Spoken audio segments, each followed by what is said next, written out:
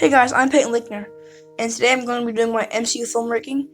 And if you enjoy, then please like the video and subscribe, and hit the notification bell. And here we go.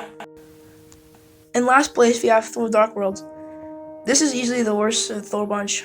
I mean, the only good Thor movie I really liked was Thor Ragnarok. The original Thor was okay, but the villain of this movie, that Dark Elf, he was really underwhelming. He was really forgettable.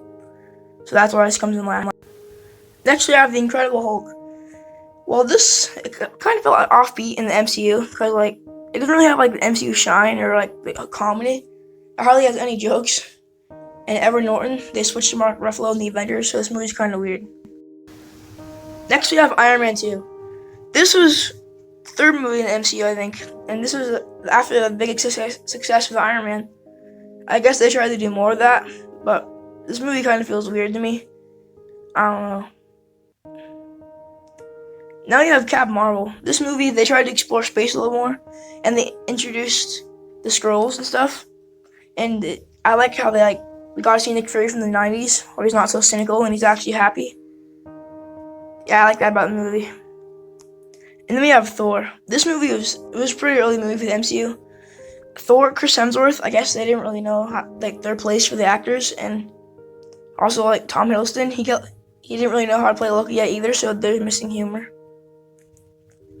And then Iron Man 3. The reason this is really low, this is a good movie, but the only problem I have with it is that twist with the Mandarin. I was excited. I thought they were actually going to have the real Mandarin villain, but then they did the twist, and it turns out he was just some fake. But I really like the ending with all the Iron Man robots fight. Then Captain America: First Avenger. It's coming up next. I enjoyed this movie for the most part, but the one thing I didn't enjoy about it, I didn't like how they montaged the Warlord too. They could have been a lot more action with that. Now we have Avengers: Age of Ultron. As the second Avengers movie, I mean, they tried to do a lot bigger, and Ultron, he's a really good villain. They underutilized him a lot. So that's one of the main reasons this movie is actually so low on my list. But they did a lot more of everything, so this movie's pretty good. Then Ant-Man the Wasp. It's a really small movie, and coming after Infinity War, I guess it's pretty nice to have this tiny little movie. And the whole MacGuffin story, I'm not crazy about that. And the villain Ghost, she was okay, but next we have Ant-Man. Ant-Man and Ant-Man the Wasp are neck and neck with each other. But the reason I like this one a little better, I like the villain a little more, Yellow Jacket. I like his costume design, but it's kind of like the Iron Man villain and Doctor Strange villain. They put it through the MCU mold. And next is Doctor Strange. The villain with this one, it was pretty good. The Angel one, that was sad when she died. I really like the effects of this movie, how buildings twist and change and stuff, and the portals. Next you have Guardians of the Galaxy 2. This movie, it's not as good as the first Guardians of the Galaxy. For one reason, because the Sovereign, that one villain, they just push him aside in the second half of the movie, and they're kind of played as a joke towards the end. Spider-Man: Far From Home.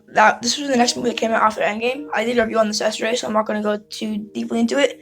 But I liked how they explained what happened to the world after Endgame, and how everyone saw it, and how everyone aged and how everyone didn't during the blip.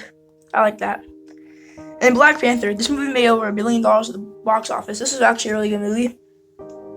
And the villain Killmonger, I like what they're trying to do with him. But Ulysses Claw, I don't like how they really underutilized and they just killed him off. Okay, this is the end of Phase 1, the Avengers. I like this movie a lot, but it kind of felt like they just really screwed over Hawkeye here. I mean, most of the movie he was hypnotized by Loki, so they really underutilized him too. And Spider-Man: Homecoming, I like this one a little bit more than Far From Home because the Vulture is one of the best villains in the MCU so far. Mysterio is good in Far From Home, but Michael Keaton, he's just a great actor, and they give him he's almost one of my favorite villains besides Thanos and Loki. Thor Ragnarok, it's easily the best of the Thor movies. It has a lot more comedy and it has a lot more humor. I like the bright colors. It's kind of like Guardians of the Galaxy, and I like how Taika Waititi, I like the job he did this movie, but it feels different from the first two Thor movies. Next is The Winter Soldier, which is my second favorite Captain America movie behind Civil War. The reason I like it so much is I like how they did a political villain, not some huge villain who has a gigantic plan. And I like the whole Bucky Barnes Winter Soldier mystery. That was a good element. And then Guardians of the Galaxy came out right after Winter Soldier. They were like the two polar opposites movies of the MCU. I really like this movie. Like, they took a big risk when this came out, because hardly anyone had heard of most of these characters. But the risk really paid off for them. It was a huge payoff. In Civil War, this movie introduced one of my favorite characters, Spider-Man, into the mix. And that airplane scene was insane. Like, that was one of the best scenes of the MCU so far. And at that time, it just blew people away. Avengers Infinity War, it comes in second for me, because once again, it screws over Hawkeye, and it's also missing Ant-Man, but I know because they're under house arrest. But still, though, they should have been in the movie, not just for that small reason. But it's overall one of the greatest movies. And Endgame, this movie did Hawkeye justice, which is actually really rare for a movie. And this movie, it comes in first place for me, because the ending, it's a really good ending. This movie will make you laugh, it'll make you cry. That's why it comes in first place for me. I hope you enjoyed the video. Hey guys, thank you for watching. Like and subscribe. Hit the notification bell and have a good one.